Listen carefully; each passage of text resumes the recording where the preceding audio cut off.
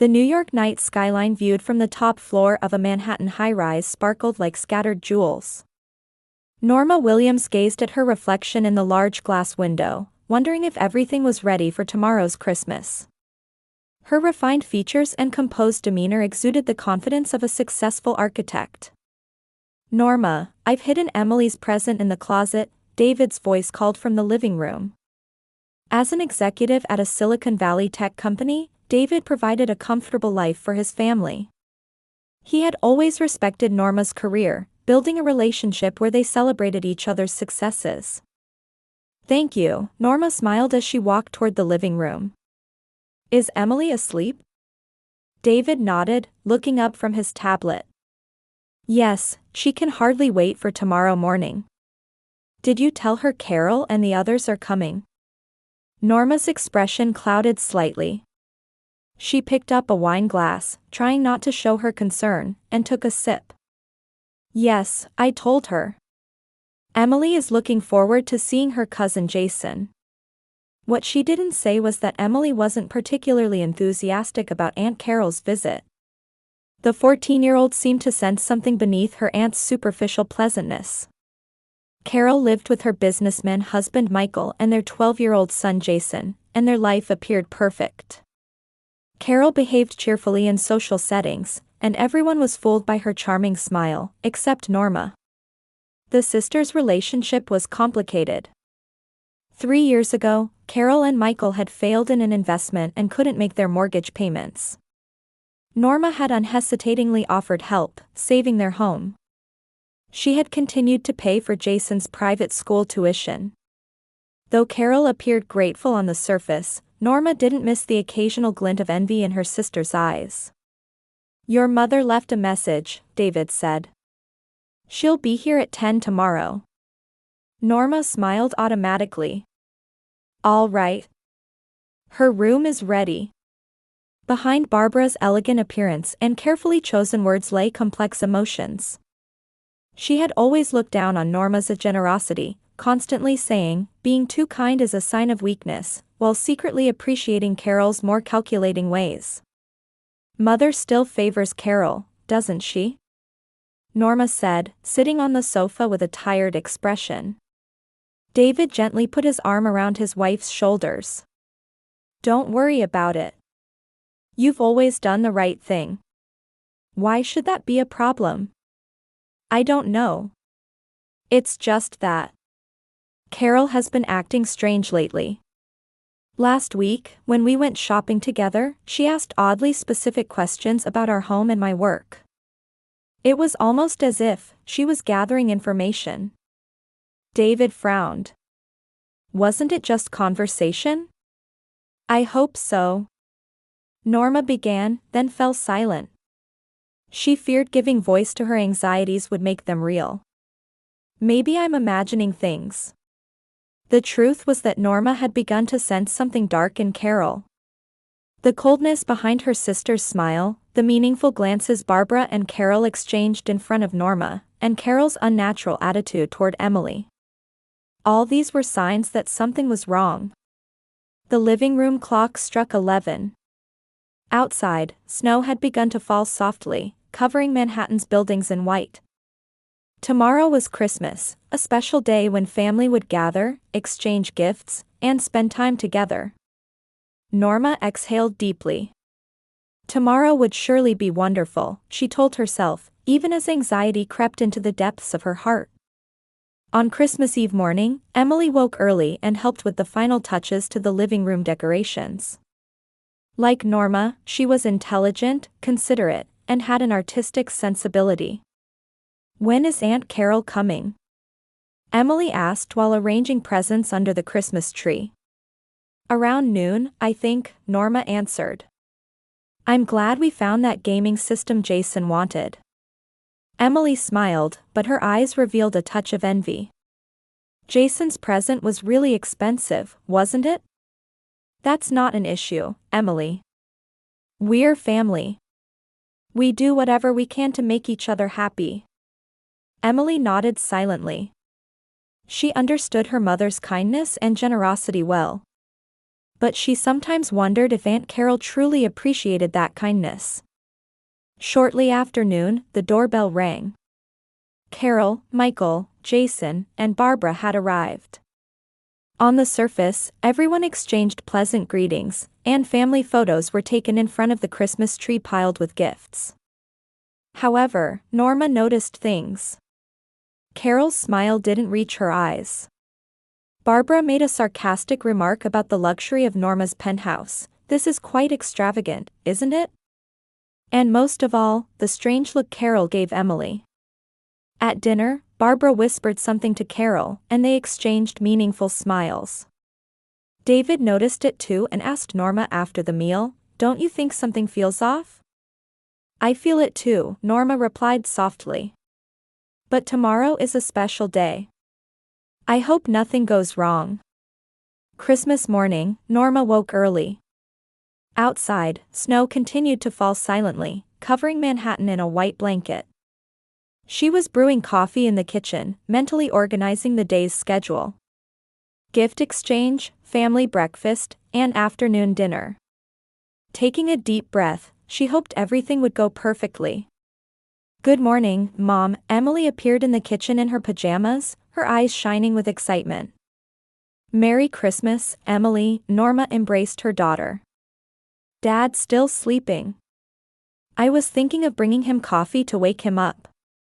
"What time are Grandma and Aunt Carol coming?" "They said they'd be here by 9. Everything's ready, so don't worry." The living room was decorated with a large Christmas tree, and colorful gifts were arranged beneath it. Norma had prepared expensive presents for Carol, Michael, and nephew Jason. She always wanted to give her sister's family the best. At 8:30, David woke up. He kissed his wife and daughter, exchanging Christmas greetings. "How do you think today will go?" David quietly asked Norma. "The atmosphere was a bit strange last night." "It'll be fine," Norma forced a smile.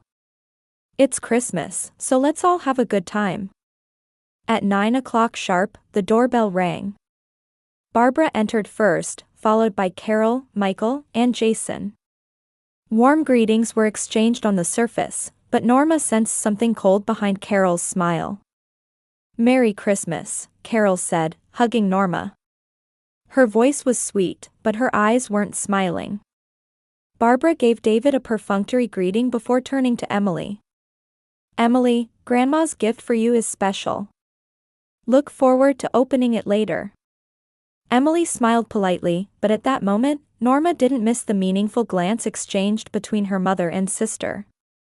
The family gathered in the living room and began exchanging gifts. Jason received a large box first, a gift from Norma and David. "Can I open it?" Jason looked at his mother, Carol. "Of course, it's from Aunt Norma and Uncle David." Carol's voice carried a hint of sarcasm. When Jason opened the box, the latest iPhone appeared. "Wow! It's the newest model," he exclaimed. "Norma, David, such an expensive gift," Michael said, looking confused. "Don't worry about it," Norma smiled. "I heard Jason wanted one." Carol uttered perfunctory words of thanks, but her eyes remained cold. She looked at Barbara and nodded slightly. As gifts continued to be opened, Emily received a present from Carol and Jason. Her face was full of anticipation. "Mom, what could this be?" Emily showed Norma a small, beautifully wrapped box. "It's wrapped so prettily." Norma smiled, though feeling somewhat uneasy. "Why don't you open it and see?" "Before that, why don't you open this?" Carol handed Emily another gift. "This is from me and Grandma." Barbara's voice had an unnaturally bright tone.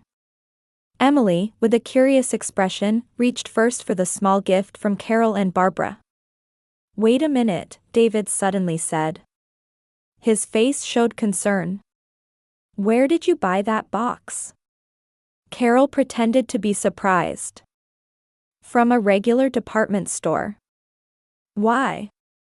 "No reason," David said, but his eyes remained fixed on the box. Norma sensed David's concern but didn't want to spoil the Christmas atmosphere. "Emily, go ahead and open it." Emily slowly touched the ribbon. At that moment, Norma saw a strange expectant light in Carol's eyes.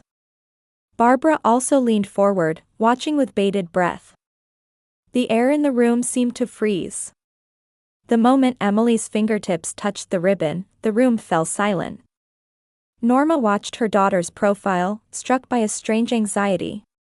She realized that Carol and Barbara's gazes were too eager, too full of expectation. "The wrapping is beautiful," Emily smiled. "Almost too pretty to open." She carefully untied the ribbon and cautiously opened the gold wrapping paper to avoid tearing it. Inside was a container like a small jewelry box. "Oh, lovely," Emily picked up the box. "What is this?"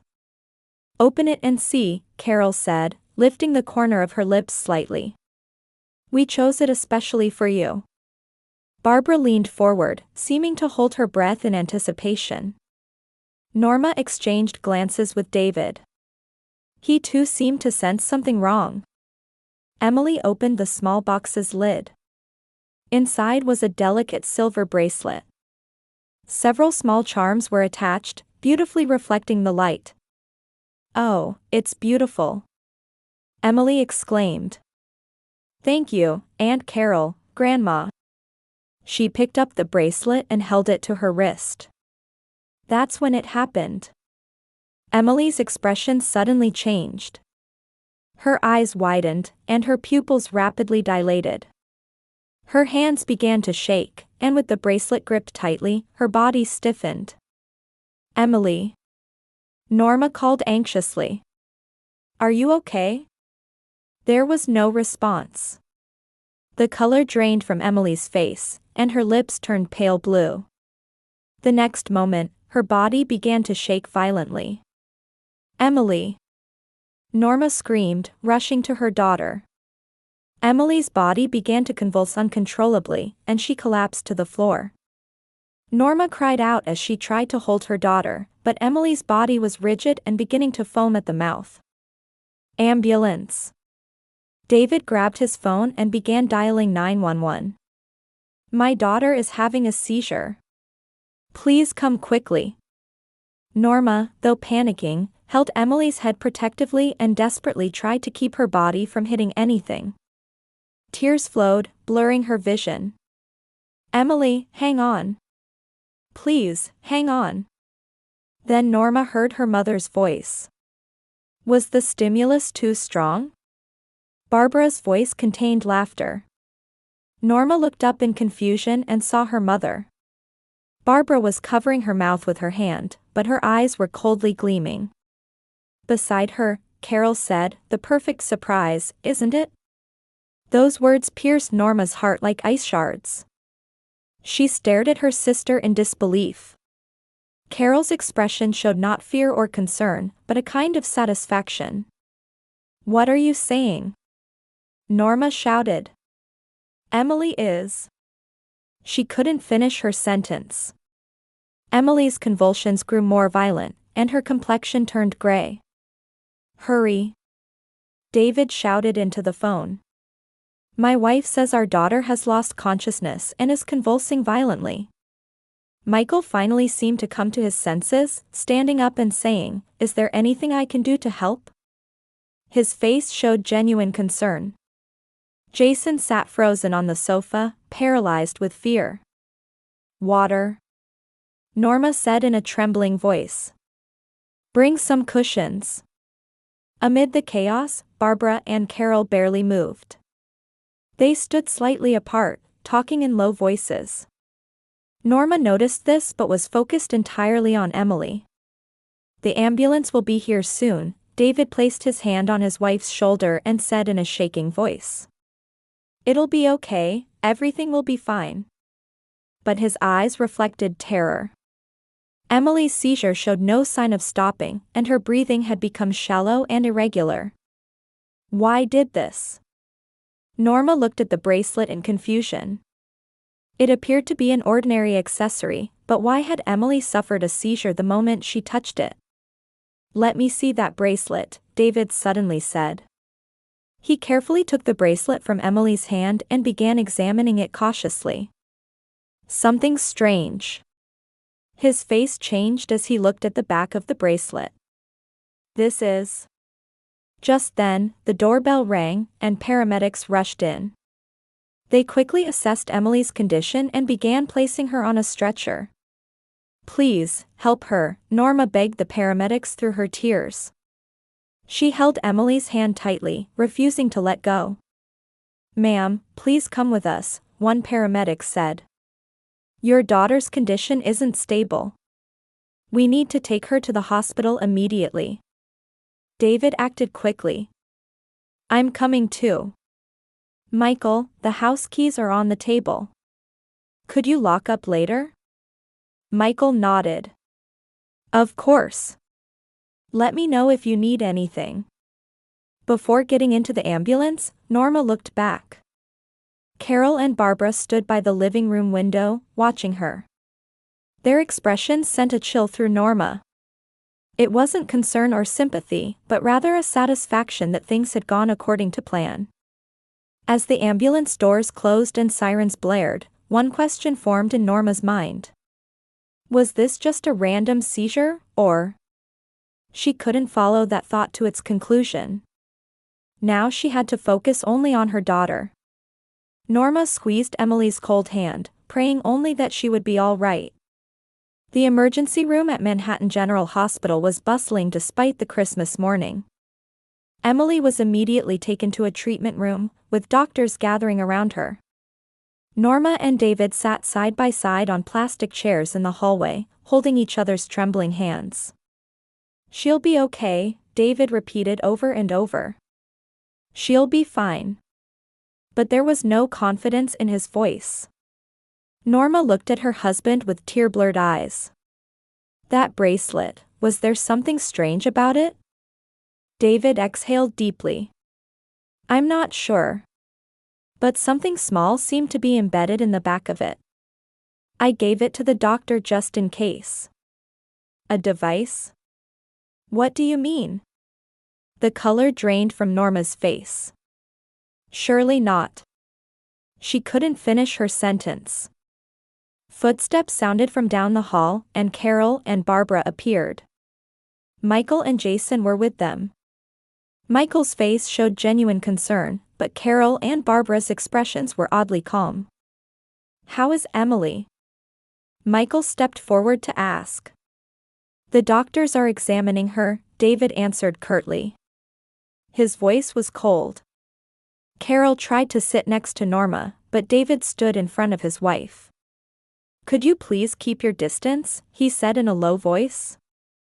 "Excuse me." Carol opened her eyes wide in surprise. "We're family. We're worried about her." Barbara spoke up. "David, stop that attitude. We came because we're concerned about Emily." Norma stood up and stared at her mother and sister. "Really?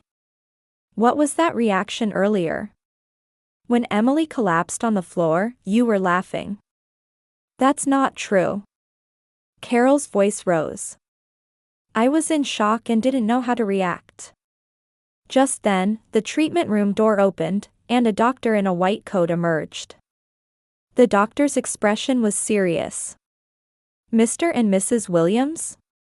Norma and David quickly approached the doctor. "My daughter." Norma's voice trembled. "Your daughter is stable now.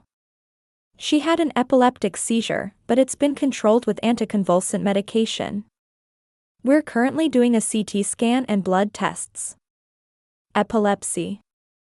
David asked, looking confused. "But Emily has no history of epilepsy." The doctor nodded. "That's why we're investigating what might have triggered the seizure. We're also examining the bracelet your husband gave us." Carol took a step back. Barbara gasped. "Examining it? Why?" Barbara's voice showed agitation. The doctor turned around and looked at Barbara. And you are. I am her grandmother, Barbara said, straightening her back. The doctor nodded briefly. Mr. and Mrs. Williams told me the seizure occurred immediately after touching this bracelet. We're examining it thoroughly as a precaution. As time passed, the tension in the hospital hallway only increased. Michael took Jason to the cafeteria, while Carol and Barbara anxiously paced up and down the corridor. Norma and David were allowed to wait at Emily's bedside, hoping for her to regain consciousness. 3 hours later, the doctor entered the room with CT scan results in hand. His expression had grown even more serious. Did you find anything? Norma stood up to ask. The doctor led them a short distance from the bed. We're seeing abnormal brain wave patterns. These are typical signs of an epileptic seizure. However, there are no structural abnormalities in your daughter's brain. Meaning? David asked. Something likely induced the seizure, the doctor chose his words carefully. Actually, a technician examined the bracelet. A small electronic device was embedded in it. Electronic device? Norma's voice rose. The doctor nodded. A device that generates low-frequency waves. Certain electromagnetic frequencies can trigger epileptic seizures. This device was designed specifically to produce such frequencies. Norma and David were speechless. It took several seconds to comprehend the doctor's words. So? David's voice shook. Are you saying someone intentionally tried to cause Emily to have a seizure? The doctor's expression hardened. Unfortunately, that's the conclusion we must draw. This device couldn't have been made by accident. It's a precisely crafted low-frequency generator. In Norma's mind, Carol and Barbara's faces appeared. Their strange smiles, expectant gazes, and those terrible words, was the stimulus too strong? The perfect surprise, isn't it? The police. Norma said in a hoarse voice. We should call the police. The doctor nodded with a grave expression. I've already contacted them. Cases like this could involve criminal activity. Investigators will be here shortly. As the doctor headed toward the door, he turned back, his face pale. Mrs. Williams, the cause of your daughter's collapse was definitely man-made. This was no accident. Call the police immediately. A heavy silence fell over the room. Norma and David looked at each other, sharing wordless horror and anger. Outside the hospital room, they could hear Carol and Barbara walking in the hallway. David clenched his fists tightly and took a step toward the door. David. Norma grabbed her husband's arm. What should we do? Find out the truth, he said in a determined voice. Why they tried to hurt our daughter. Emily moved slightly in the bed. Norma quickly returned to her daughter and held her hand. When Emily opened her eyes, Norma shed tears of relief. But her heart was soon pulled back to the terrifying reality. The family she had trusted most had tried to hurt her beloved daughter. The small reception room at Manhattan General Hospital was crowded with police officers and detectives. Carol and Barbara were being questioned in separate rooms, while Michael waited with his son in the cafeteria. Norma and David, with exhausted expressions, were answering a detective's questions. Have Carol and Barbara confessed? Norma asked in a hoarse voice. Detective Morris, a female detective, looked up from her documents. Barbara initially claimed she knew nothing, but she broke down when confronted with evidence. Carol resisted for a while but eventually confessed. Why? Tears welled in Norma's eyes. Why did they want to hurt Emily? Detective Morris exhaled deeply. According to Carol, it was simply because she hated you. Your success, your happy home, and above all, the financial help you provided her was humiliating. Humiliating? Norma was at a loss for words. I only wanted to help my sister. Sometimes, people choose to hate those who help them rather than acknowledge their own weaknesses, Detective Morris said quietly. In Carol's case, her jealousy of you grew over the years and transformed into a twisted desire for revenge. David placed his hand on his wife's shoulder. Did you learn anything about the device? Carol's husband was not involved at all. She independently commissioned someone knowledgeable in electronics to make it. She has confessed that she knew the device emitted low-frequency waves that could potentially induce epileptic seizures. The incredible truth overwhelmed Norma. Her sister had been willing to hurt her daughter just to make her suffer. My mother?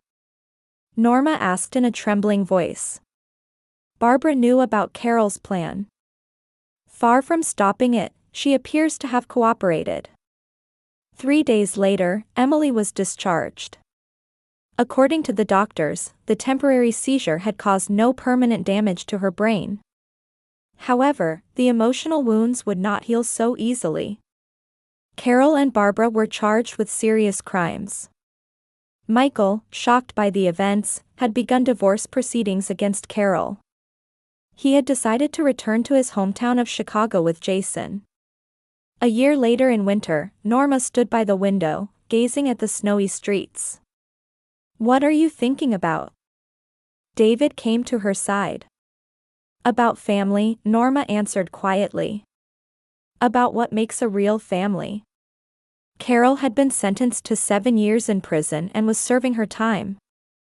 After a psychiatric evaluation, Barbara was found fully responsible and placed in a supervised facility.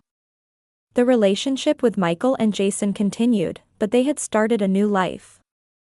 How is Emily doing? Norma asked.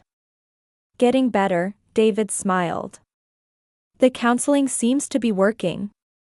She said she's going to the movies with friends today. Norma's expression showed relief. Emily was recovering from the terrible experience. She had grown stronger than anyone had imagined over the past year. A new member of our family is coming, Norma pointed outside the window. The figure of a young woman walking in the snow was visible. It was David's niece, Sarah. Having lost her parents in an accident, Norma and David had welcomed her into their home. I've realized there are things more important than blood ties, Norma said quietly. True affection, trust, and caring for each other. David squeezed his wife's hand. They had been hurt, but through those wounds they had found new bonds. The Christmas tree lights warmly illuminated the room, and outside, snow continued to fall silently. The pain of lost family remained, but at the same time, hope for building a new family was sprouting. Norma walked toward the door, to welcome a new member of their family.